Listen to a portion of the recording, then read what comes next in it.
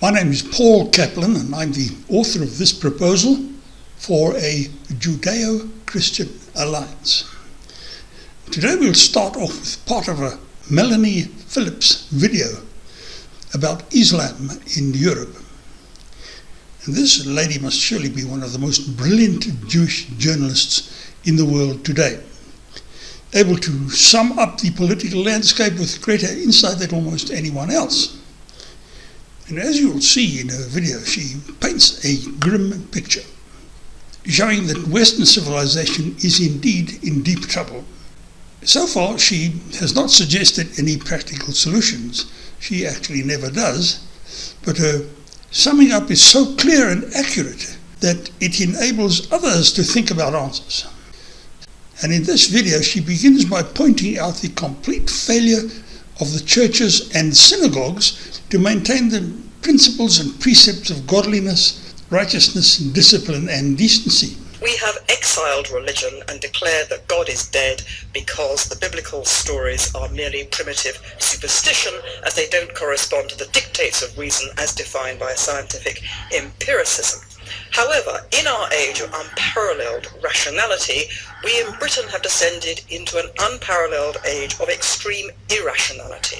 People now believe every conceivable wacky and kooky rubbish that is known to the ingenuity of man to invent. We in Britain believe in cults, in paganism, in witchcraft, in psychic phenomena, in reincarnation, in astrology, in parapsychology. David Icke's demented books are selling in their millions, and people believe, as we heard obliquely referred to earlier, that Princess Diana, who herself became a deified figure, was murdered by a conspiracy of MI6 and the Duke of Edinburgh. Now, this complete disintegration of rationality, belief, cultural identity, morality, spirituality, and religion has created a cultural vacuum into which the Islamists, who are certainly not stupid, have recognized this is their opportunity, and Britain, having led the way out of rationality, is their principal target and their principal recruiting ground. The Islamists believe the cultural weakness of Europe embodied particularly in Britain and have moved to fill the vacuum, and they've done this in a number of ways. First of all, they are terrorizing the population through terror. Secondly, they are converting the most vulnerable in our society, the criminals, the disturbed, mentally disturbed, the young who are looking for a meaning to life beyond materialism, and who, for various reasons of a distressing nature to you, no doubt, this is not being filled for them by the churches who have vacated this particular battlefield. And from there, we can argue that Western civilization is collapsing because the Christian religion has been unable to cope with the huge advance of modern education and the basic tenets of the faith, founded and formulated almost 1700 years ago, have become positively ridiculous. And to embrace them today marks one as a crackpot. Judaism is just as broken, but for a different reason. We are broken because the Jewish religion was virtually destroyed 2,000 years ago, when corrupt rabbis, backed by Roman officials, replaced its power and simplicity with the monstrosity known as the Talmud, the huge sea of garbage contained in 65 or 70 encyclopedia-sized books, which the rabbis used to establish their grip on Jewish hearts and minds. And they hold that grip to this day. Now, the very good news for Christians is that they are about to discover that the central purpose of Jesus was to break this rabbinical racket. He meant to smash this racket and to restore the covenant, even though he knew he had very little chance of succeeding and was very likely to die in the attempt. And he also knew that the Romans were planning to create a new religion based on the teachings with which he hoped to restore the covenant. And he very nearly managed it. And even when they did finally murder him, he knew that he had done enough to enable some future generation to understand that the covenant had been destroyed and had to be restored, and that the Talmudic rabbinate had also had to be destroyed.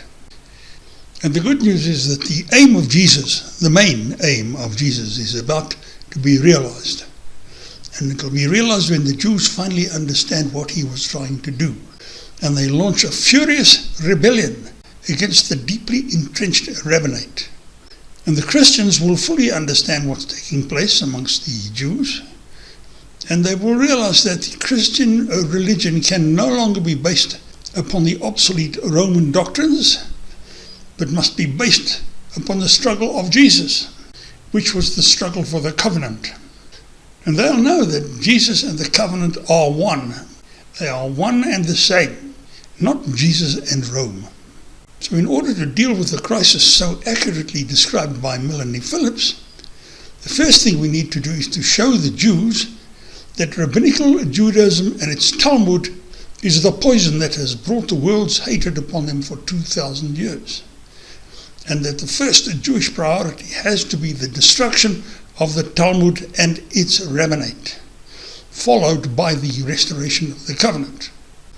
The moral fiber of the West depends on this process, and the survival of Western civilization depends on its moral fiber. So if the Jews are able to understand this situation, and if they step up to the plate, they'll find themselves on the cutting edge of a vast, all-powerful Judeo-Christian alliance that will be able to save the West. And the world's hatred and contempt for the Jewish people will be a thing of the past. Now, if you agree with the views expressed here, then please click on the campaign button of this website and step forward to become a founder of the movement we'll create in order to get this huge job done. And while you're about it, why not get a copy of the book God versus the Left, which will give you the whole picture of what's about to take place.